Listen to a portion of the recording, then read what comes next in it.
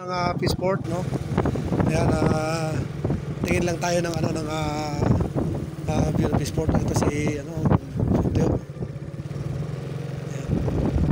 Ayan, at ang mga basnig nakabarahan ng mga singgapo dahil bilog ngayon, no? Ayan, ang daming singgapo ayan, no?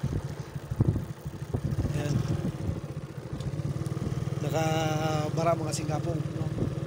Ayan, at Peaceport ng Mansalay. Ayan.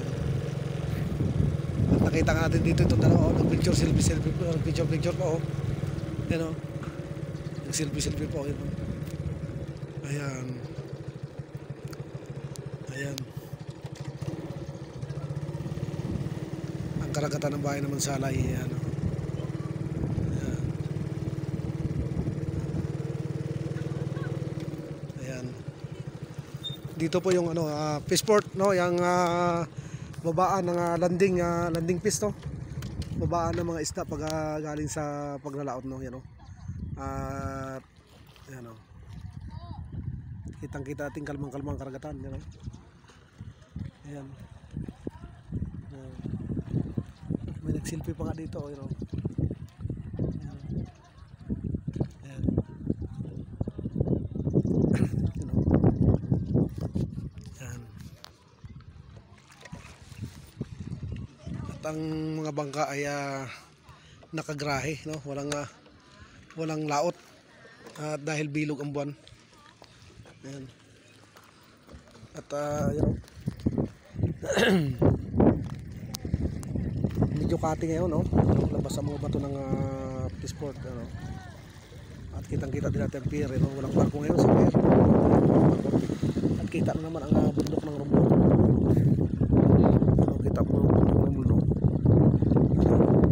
Kita pa dito. Hindi mo mapansin siya, no?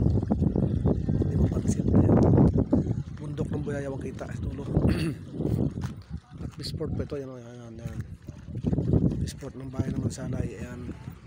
At dito dumuduong yung mga singgapong, no? Ayan, yung mga naglalaot ng mga singgapong ng Mansalay. At yung dulo ng Palaypay na yun, may boardwalk doon. Ayun, kita pa yung boardwalk. Hindi ko na alam kung sira na yun o okay pa, no? Hindi natin napupuntahan. At yung mga buyang nakita nyo, mga maliit na yan, yan ay marker ng mga birds, no? Para hindi sila mabahura, kasi may bahura sa area na yan. Mayroong bahura sa dulo ng Palaypay na yun. May mababang area dyan, yung batuhan, no? Ng bayan ng Mansalay, yung quarry, isang quarry ng bayan ng Mansalay. Kaya iningatan na yan, tubig, kalmang-kalma. Ayan. Ayan, at ayan, Peaceport lang to ng Mansalay. Ayan. Ayan, at ang dalawa ito nagpapicture pa, ayan,